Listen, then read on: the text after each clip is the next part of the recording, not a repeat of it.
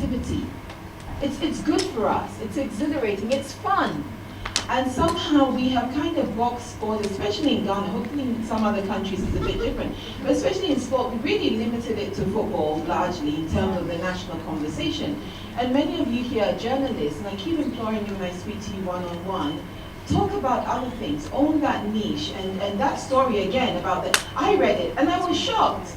People are performing at an international level and they only do 44 points. Have you run that race before yourself? No, guys, I was a runner, so I know what it's like to run.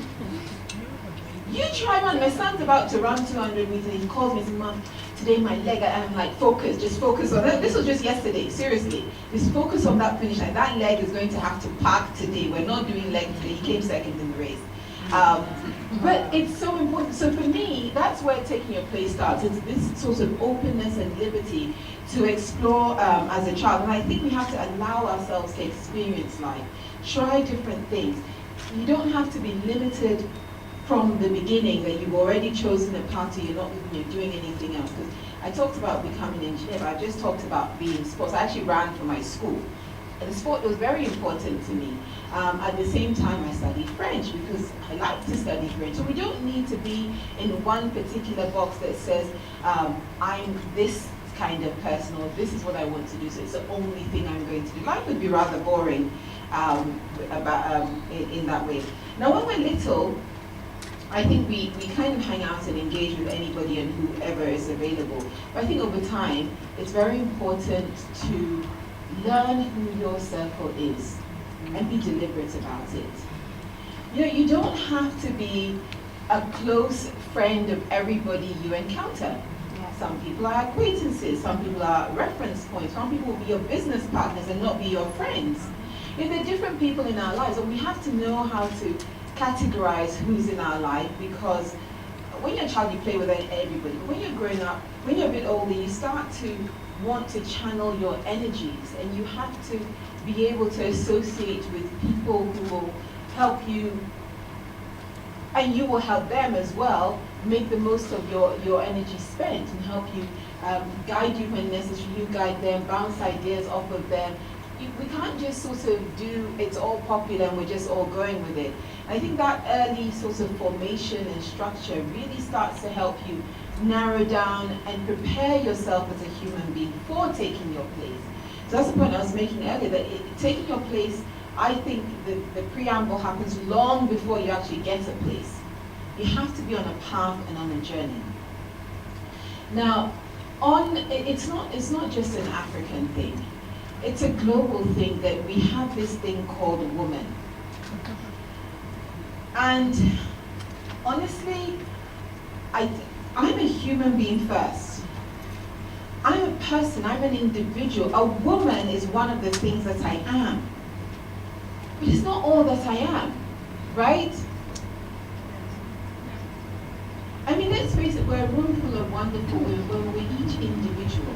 So would it be fair for somebody to come in here and make assumptions about all of us because we're women? So then why do we sometimes choose to make assumptions about each other because we're women? Right? So for me, I see being a woman as one of the things that I am. I'm an engineer, I'm a business person, I'm a mom, I used to be normalization, all these kinds of things. But they're all, I'm an extrovert, which means I like talking, I talk too much. I mean, there's so many different things about me that make me, my values, my interests. And I share this with you because I think we've become, this filter called woman is something that we sometimes overuse. Some of the journalists in this room, I keep looking at you because she's a very lovely, friendly person, so I keep sort of putting it on her. But I remember the first time we had a press encounter as normalization, in Alisa, not this room, another room, and the female journalist said nothing. Do you remember the day I called, were you here, or was it Aisha who was here? Aisha was here. Yes. I had to call them out. Why did they not ask a single question? I'm like, we're about to end. You ladies need to ask a question. And then later when I spoke to them, they're like, oh, they're waiting for them to ask the question. And then I'm like, what? You're a journalist too. You don't need, you're not, there's a box that you're in that says some people have to go first, and when all of those people have gone, then I'll take second. Then you're taking your place at the back. You've chosen your place.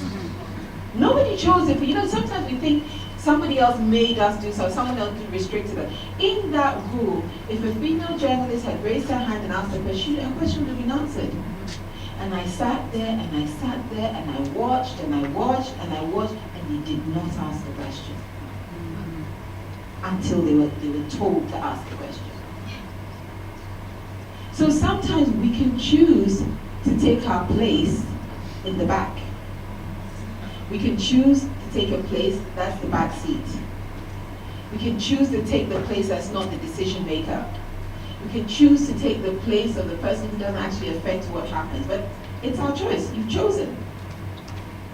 We don't need permission to take our place. Yes, various places have requirements that we need to meet. I think there was a conversation earlier about the skills and the background that you need to. Yes, I get it. But if you're in the room and you've been invited as a journalist like any other journalist, why are you taking the back seat? I would raise my hand first. I would. You know, last Saturday we had a kickoff at my old school, so I went to sixth form at Quist. And one of my mates came up to me and he said, you know, Lucy, when you join normalization, someone said to me, how is she going to cope? And I said to her, that was the girl who would stand in front of the whole classroom and solve the math problem. Don't worry, she'll be fine. Right? So it means that you've already set a tone where when it comes to taking your place, people know that you're quite willing to stand in front. Make sure that people know you for who you are, what you're willing to do, and the place you're willing to take when the opportunity comes. So when the opportunity comes and you decide to take it, someone's not sitting there going, I'm not so sure. You know, the last time when we had the press conference, she didn't talk, how's she going to cope? Don't let that be how people perceive you when you take your place. Ability has no gender. Right? It's not gendered. We kind of assume that what socialization does, it equates to ability, but it's not. If you're exposed to a certain, you know, is anyone from Sudan here? No, okay. I heard this, I've tried to validate it, I've heard a couple of people say that it's true, but I don't have the figures to show you. But apparently, in Sudan, and I think it's actually South Sudan, women study STEM. It's seen as the easy course for women to do, and men do things that are more sort of classical. I'm sure if we did the same, we had the same conversation here, the tables would say exactly the same thing. We say, oh, yeah, but if we're socialized to think that boys do harder things and STEM is a harder thing, then we leave it to them. It's not gendered. Right? So part of taking your place also means that you don't allow your gender identity and the social construct around it to be a limiting factor for yourself. Stands, and the day, I think they won the first match and they lost the second one to Mali, right? Am I right? Yes.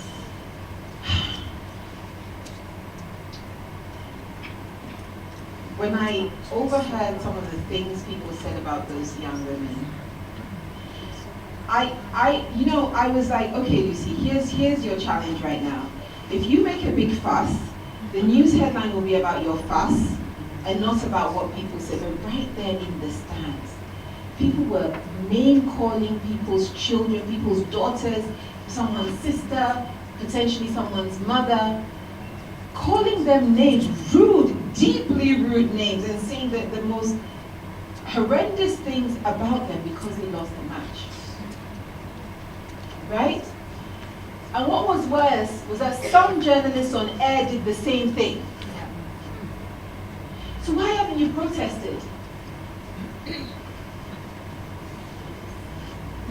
We have sports Sports Writers Association, blah, you don't call out your colleagues who do these things? Why? It's not gender. They lost a match because they lost a match. Men lose matches too. Human beings lose matches. Why do you have to call someone's daughter names because she's a girl? Like that lens, that one identity of a girl of losing a match means that you can call her the most despicable names. If you want to have a reason to harp on about being women, then I think a good reason is to call out bad behavior and say enough.